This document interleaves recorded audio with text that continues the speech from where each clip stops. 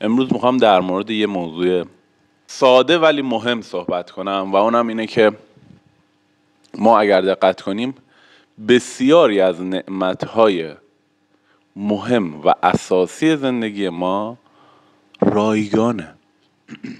ببینید ما اکسیژن چقدر برامون مهمه، هوا، تنفس چقدر برامون مهمه. هوای پاک، هوای سالم رایگانه.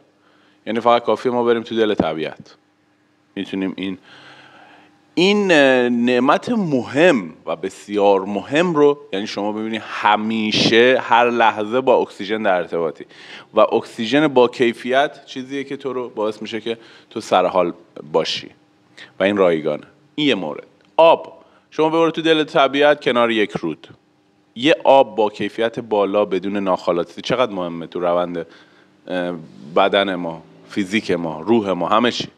این هم رایگانه. فقط کافیه که ما بریم تو دل طبیعت. دیگه چی؟ امنیت، آتش.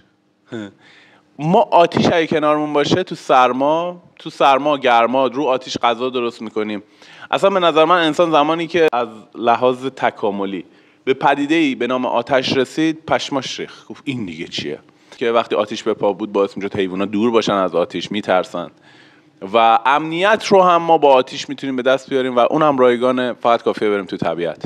میخوام یه خورده بیشتر به طبیعت فکر کنیم. من خودم یک برنامه بلند مدت دارم برای طبیعت، انشالله باید سری کارامو انجام بدم و بعد با هم دیگه میتونیم به دل جنگل ها برویم. دوستان خوبم، حالا این موضوع رو میخواستم بگم خیلی کوتاه و امیدوارم هر کجا هستید ردیفات باشید. متشکرم.